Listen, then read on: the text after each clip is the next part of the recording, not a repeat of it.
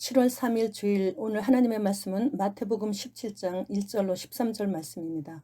본문 내용은 이렇습니다. 예수님께서 12제자들 중 베드로, 야고보의 동생 요한 이렇게 3명을 따로 데리고 높은 헬몬산으로 올라가셨습니다. 이때 3명의 제자들 중 베드로는 바로 직전에 예수님께서 예루살렘으로 올라가서 장로들과 대제사장들과 서기관들에게 많은 고난을 받으시고 죽임을 당하시고 제3일에 살아나실 것을 말씀하시니 베드로가 크게 당황해하며 예수님을 붙잡고 주님 절대 안 됩니다. 절대로 그런 끔찍한 십자가를 지실 수 없으십니다.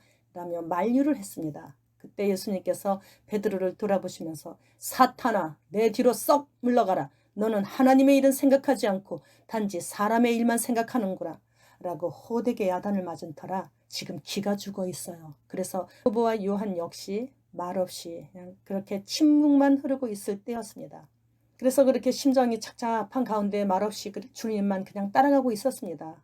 드디어 해발 2000 그 높은 산에 올라갔을 때 3명이 그 제자들이 보는 앞에서 예수님의 모습이 갑자기 변하는 것이었습니다. 예수님의 얼굴이 해같이 빛나고 예수님께서 입고 계셨던 옷이 빛같이 휘어지더니 하늘의 영광스러운 모습으로 변하는 것이었습니다. 제자들은 잠시 전까지만 해도 예수님의 십자가를 만류하는 바람에 베드로가 호되게 예수님께 야단을 맞았고 자신들도 도저히 예수님의 십자가 지심을 이해하지 못해서 지금 현재 마음이 많이 괴롭고 힘들었죠. 근데 그때 바로 예수님의 모습이 변형이 되신 것을 지금 보게 해주시는 거예요. 그리고 예수님과 대화를 나눈 두 분을 보자마자 바로 모세와 엘리야라는 것을 천국에서 만난 것처럼 순식간에 알게 되는 것이에요. 모세와 엘리야는 유대인들의 종교적 유산으로 모세는 율법을, 엘리야는 예언을 대표하는 인물이었습니다. 이 두 분과 예수님의 만남은 구약의 율법과 예언이 예수님의 복음 안에서 마침내 완성이 된다는 사실을 보여주고 계시는 것입니다. 천상에서나 볼 수 있는 그러한 어마어마한 광경을 보자 베드로가 감격에 벅차 크게 흥분된 어조로 오 주님 여기 이렇게 있으니 너무나 좋고 정말로 영광스럽습니다. 주님께서 원하신다면 제가 이곳에 초막 3채를 지어 하나는 주님께 하나는 모세 지도자님께 하나는 엘리야 선지자님께 드리겠습니다. 이렇게 말하는 거예요. 그러자 바로 빛나는 구름이 예수님과 모세와 엘리야를 확 덮더니 구름 가운데서 이는 내가 사랑하고 내가 기뻐하는 내 아들이다. 너희는 그의 말을 들으라.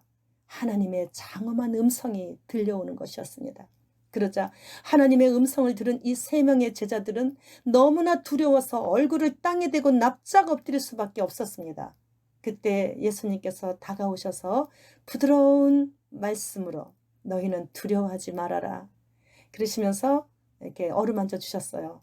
그 말씀에 제자들이 고개를 들자 예수님과 함께 예수님께서 십자가에서 별세하실 그 이야기를 나누고 계시던 두 분은 안 보이고 예수님의 원래의 모습만 서 계셨습니다. 그리고 제자들에게 이제 산에서 내려가자고 하시면서 오늘 너희가 영광스러운 광경을 본 것을 인자가 십자가에서 죽었다가 다시 살아나기 전까지 지금 본 것을 아무에게도 말하지 말라고 당부하셨습니다. 그러나 제자들은 그 말씀을 이해하지 못했습니다. 그토록 영광스러운 광경을 모든 사람들에게 알리면 더 좋지 않겠냐는 그런 생각이었죠.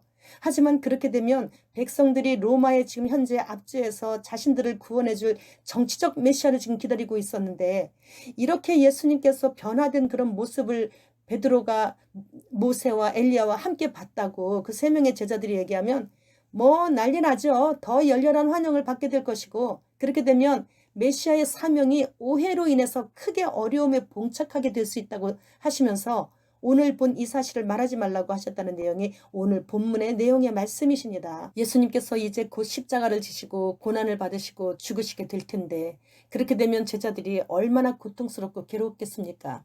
그런 날이 이제 곧 오고 있잖아요. 그러니까 제자들에게 힘을 실어주시기 위해서 예수님께서 오늘의 그렇게 영광스러운 광경을 일부러 보여주신 것입니다. 예수님께서 하셨던 사역을 이제는 제자들이 전 세계를 다니며 대신 해야 할 것이기에 이렇게 초자연적으로 하늘에서나 들을 수 있고 볼 수 있는 천상회의의 그 하는 모습을 이 땅에서 보여주신 것입니다. 저 하늘을 사모하라는 거예요. 우리도 마찬가지예요. 이 땅의 것 환경 보면은 화나고 불평할 거 생기고 짜증나고 그래요. 그러나 저 하늘을 생각하면 주님 앞에 갈 생각하면 그리고 하늘에서 총회에서 우리가 하나님과 함께 계신 그곳에서 우리가 천상에서 회의도 하는 그런 모습을 우리가 이 땅에서 상상을 해본다면 너끈히 참을 수 있는 거예요. 예수님은 십자가에서 죽으시고 부활하시고 승천하신 후 하늘에 올라가셨을 때의 일상생활 모습을 제자들에게 그래서 미리 보여주신 것이에요.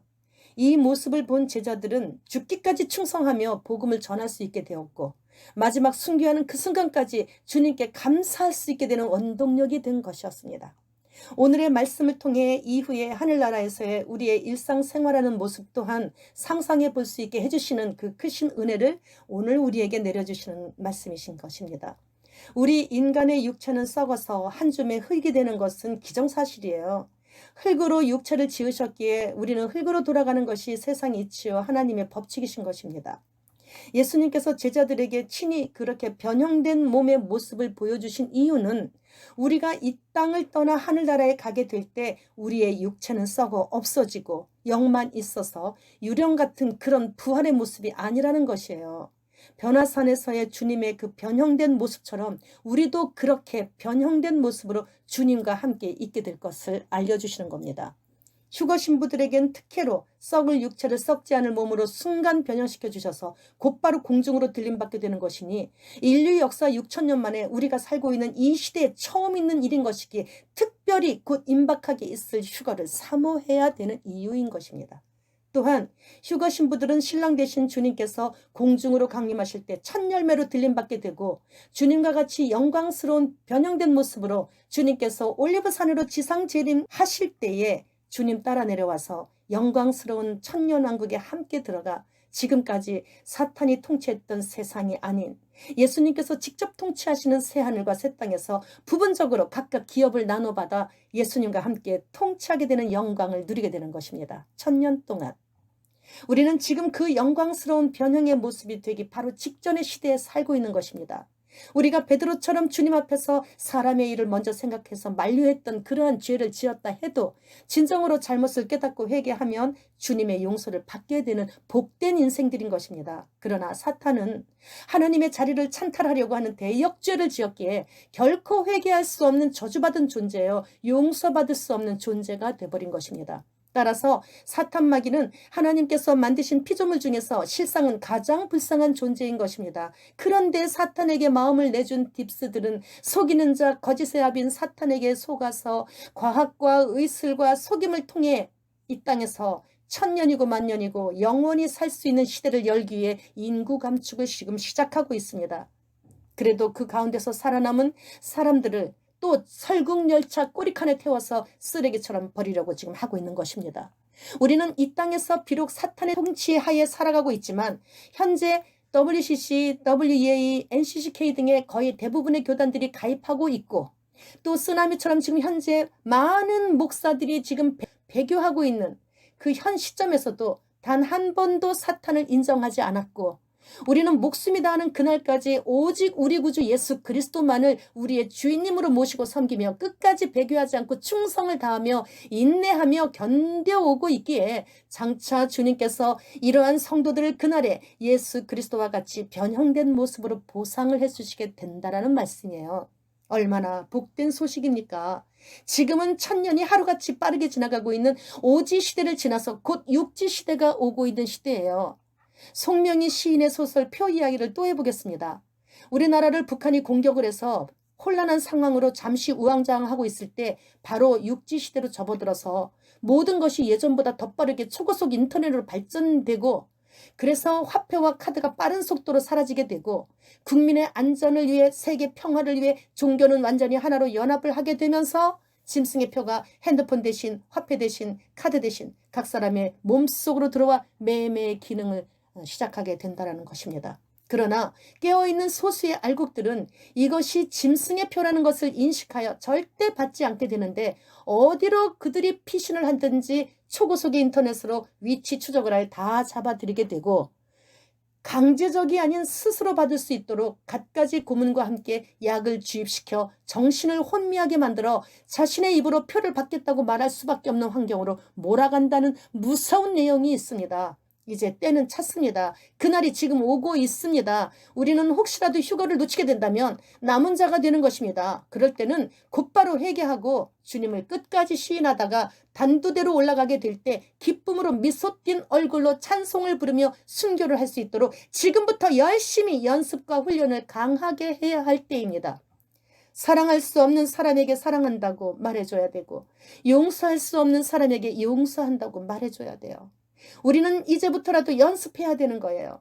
그 말한 것을 직접 행동으로 보여줄 수 있도록 말이에요. 그렇게 우리는 훈련을 지금부터 강하게 해야 하는 것입니다.